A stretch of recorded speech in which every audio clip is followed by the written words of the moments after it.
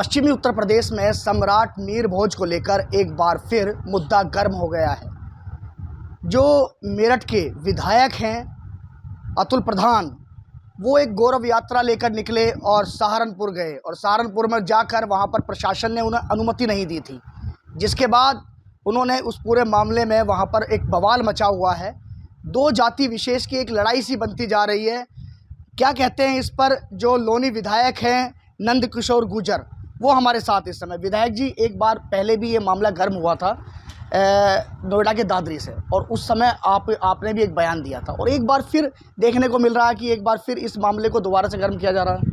देखिए, ये छोटी मानसिकता का परिचायक है। जहाँ तक बात आप गौरव यात्रा में बता रहे हो हमारे छोटे भाई अतुल प्रधान जी का, तो उस यात्रा को अतुल प्रधान ने नहीं किया। पहले तो स्पष्ट होना चाहिए, वो यात्रा सम्राट मीर भोज के सम्मान में वो गुर्जर समाज के लोगों ने गौरव यात्रा का कार्यक्रम रखा था, और समाज के लोग जब अनुमति नहीं थी तो मान भी गए थे।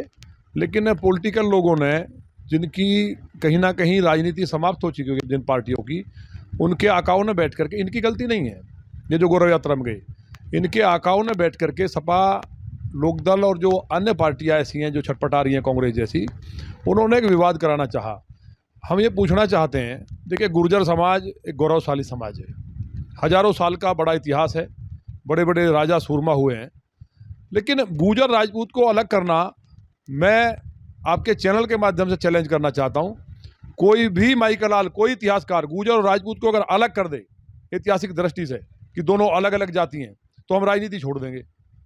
सारा दुनिया जानती है, मैं भी इतिहास का स्टूडेंट रहा हूँ, हालांकि मैं इंजीनियर हूँ। उसके बाद हम लोग हिस्ट्री का अध्ययन हमने किया है और हिस्ट्री से पीजी किया है, तो बिल्कुल साफ आता है कि क्षत्रिय वंश की शाखा गुर्जर है, क्षत्रिय वंश की शाखा राजपूत है।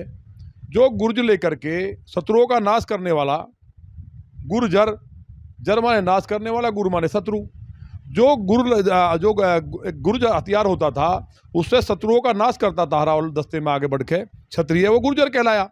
राजपूत संघ सबको मालूम है, जो हमारा माउंट आबू पर्वत है, वहाँ एक हवन कुंड की कथा आती है इतिहास में। उसमें मेघातिथि ब्राह्मण साउथ के ने जिस टाइम यहाँ आक्रमणकारी आने शुरू हो गए और मुस्लिम आक्रमणकारियों ने, मुगलों ने भारत पर आक्रमण शुरू कर दिया, तो वहाँ सभी जितने भी क्षत्रिय थे उनको इकट्ठा करके माउंट आबू पर्वत पे यज्ञ किया मेघातिथि ब्राह्मण ने। सारी दुनिया जानती है, जिसमें एक कहावत है कि चार वो निकले, प्रतिहार, चालुक्य और चौहान, ये सब। तो जब गुर्जर चौहान भी हैं, गुर्जर भाटी भी हैं, गुर्जर राजपूत भी चौहान है, राजपूत भी भाटी है, एक भी गोत्र ऐसा नहीं है जो हमारा अलग है। और गोतीसो भाई एक परंपरा है। अब दादरी क्षेत्र में आप चले जाएं, दादरी क्षेत्र में राव कासलदेव राजा वहाँ के थे, जैसलमेर के, यहाँ आए और यहाँ आकर के उन्होंने अपना राज स्थापित किया। तो जो एक ही पिता के राजा कासलदेव के भाटी गुर्जर है, भाटी राजपूत है, एक ही पिता है ना दोनों। ये तो दादरी उदाहरण है। मेरे यहाँ, हमारे यहाँ अगरौला गांव है। ऐसा पूरे देश में, अभी मैं यहाँ शामली में चौहान गुर्जर भी हैं और हमारे शामली में चौहान राजपूत भी हैं, बराबर बराबर में। तो केवल एक ही परिवार का, जिस तरह से हमारे यहाँ सिख धर्म है, इसमें चर्चा में जाऊंगा क्योंकि इतिहासकारों का काम है। मुखिया गुर्जर ने ये कहा था कि अगर किसी के खिलाफ भी एफआईआर दर्ज होती तो ईंट से ईंट बजा देंगे। प्रशासन ने अब एफआईआर दर्ज करनी शुरू कर दी है, तो ईंट से ईंट क्या कहना चाहते थे वो? अरे भाई साहब, अब एक बात बताइए, कोई आदमी कुछ कह रहा है उस पर तो हम कमेंट नहीं करेंगे, जो उन्हें कहना कहने दो। ईंट से ईंट बजाने क्या मतलब है? कोई ईंट में ईंट बजाई जाती है कहीं? ये कोई मतलब हुआ? ईंट में ईंट बजाएंगे? कोई सामान्य आदमी ईंट से ईंट बजाता? कभी कोई सामान्य आदमी ईंट में ईंट बजाता हो देखा आपने? ढोल बजता है, तमाम चीज़ें बजती हैं, ईंट में ईंट बजती है? बेसर पैर की बातें, हम उस पर ध्यान नहीं देंगे और हम सबका सम्मान करते हैं। लेकिन हमारा कुल मिला के यही कहना है कि जो गुर्जर प्रतिहार वंश था, उसके जो हमारे सम्राट मीर भोज हैं, वो जितने गुर्जरों का उनका सम्मान करना चाहिए उतने राजपूतों का करना चाहिए, क्योंकि दोनों एक ही परिवार है, दोनों के पिता एक है, सारी दुनिया जानती है। लेकिन नहीं, एक बात और कहना चाहता हूँ मैं। सम्राट मीर भोज ने पूरे भारत नहीं, भारत के बाहर अफगानिस्तान तक भारत को अखंड किया। तो जितने भी भारत के अंदर जातियां हैं, अब मैं कहूँगा और नई कंट्रोवर्सी हो जाएगी, जो हमारे वाल्मीकि समाज में चौहान गोत्र है वो भी क्षत्रिय गोत्र है। किसी परिस्थिति में वो लोग, उन्होंने मेला ढोना स्वीकार किया। तो ये सब चीज़ें अगर निकल के आएंगी, केवल 4 वर्ण थे, 4 वर्ण से आज 7000 जातियां हैं, तो कहाँ गई? क्षत्रियों की ही 4000 जातियां भाई। अगर कल को ये कहने लगे, वैसे हमारे यादव भाई हैं, जाट भाई हैं, वो कहे हम क्षत्रिय हैं, तो कोई गलत थोड़ी है।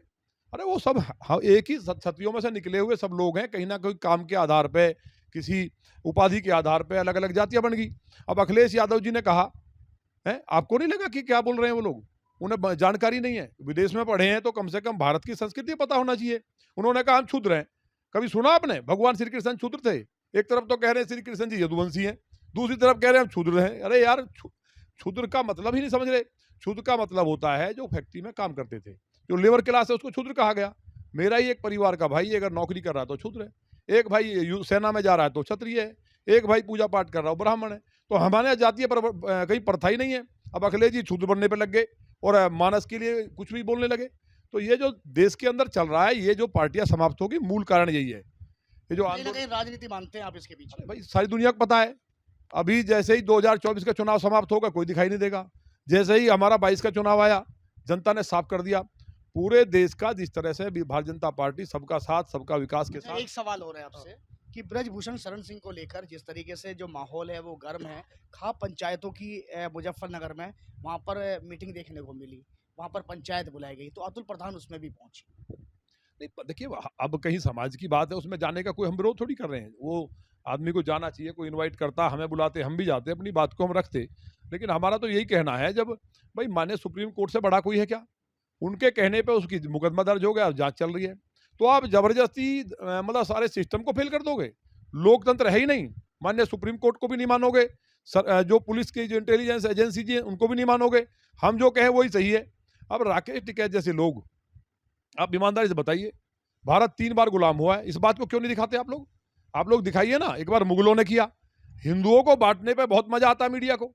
अरे हिंदू आपस में गुजर राजपूत लड़ रहे हैं जी, अब गुजर जाट लड़ रहे हैं जी, ये कौन सा बात है? कभी आज तक कोई संघर्ष ही नहीं रहा इनमें, तो मिलकर के लड़े। बंटवारा तो राजनेता करते हैं, राजनेता ही ऐसी ऐसी यात्रा निकालते हैं जहां पर आपस में जाते लड़ जाए। आप क्यों दिखाते हैं उनको? जो लोग समाज में वाहियात हरकतें कर रहे हैं, समाज को तोड़ रहे हैं, आपको उनको महत्व मत दो, अपने आप समाप्त हो जाएंगे। आप बताइए कि ये कह करके कि हम या तो माननीय सुप्रीम कोर्ट से बड़ा कोई है क्या देश में? हम लोकतंत्र में जी रहे हैं, किसी को मार देंगे। क्या किया था राकेश टिकैत ने कि नंद किशोर गुर्जर मारने आया, हमने कहा हम फांसी पर लटक जाएंगे अगर सिद्ध कर दे। वो क्या करेंगे? जवाब नहीं था ना, झूठ बोल करके। और ऐसा एक जो किसान बिल था जिसके बाद किसानों की जो स्थिति बदल जाती, माने प्रधानमंत्री जी ने इतना बड़ा काम किया था, अगर वो बिल पास हो जाता, लेकिन आड़तियों के दबाव में, खालिस्तानियों के दबाव में वो ड्रामा करा दिया, और इतना शानदार बिल पूरे देश का किसान इनको माफ नहीं करेगा। उसके बाद क्या किया? लाल किले से उसको उतार दिया, तिरंगे को। खालिस्तानियों के साथ मिलकर भारत 4 घंटे गुलाम रहा है, आप नहीं दिखाते। राष्ट्रद्रोह का मुकदमा लगा। भाई मुगलों ने गुलाम किया या अंग्रेजों ने किया? उसके बाद किसने किया? टिकैत ने खालिस्तानियों से मिलकर के 4 घंटे भारत को गुलाम कराया, जिसके लिए करोड़ों हमारे जितने भी हमारे यहाँ शहादत हुई हैं, 36 बिरादरी की, हर धर्म जाति की, उन सबका अपमान हुआ। कोई नहीं बोला, कोई मीडिया ने नहीं दिखाया कि उन्होंने खालिस्तान का झंडा लहरा दिया। खालिस्तान के पहने हुए तो हमारी बेटियों को उठा के फेंक दिया। हमारी बेटियां किसकी थी? वो भी तो सारी हमारी थी। अब दिल्ली में एक बेटी को कत्ल करके चक्कुओं से मार दिया, एक को काट के फ्रिज में रख दिया। तो टिकैत साहब को आप नहीं बोलते कि ये बेटियां नहीं है किसी की जो काटी जा रही है? क्यों नहीं बोलते एक भी शब्द? जहां बीजेपी की सरकार है, केवल उस बात का टेंडर ले लिया है।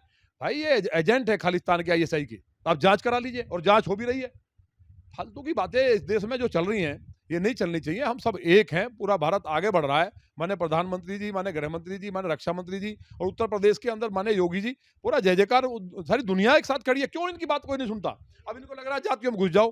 देखिए, विधायक नंद किशोर गुर्जर हैं, जिनका साफ तौर पे ये कहना है कि जब इलेक्शन आते हैं तो इलेक्शन में ऐसे मुद्दे जानबूझकर बनाए जाते हैं। गाजियाबाद से एबीपी गंगा के लिए मैं शक्ति सिंह।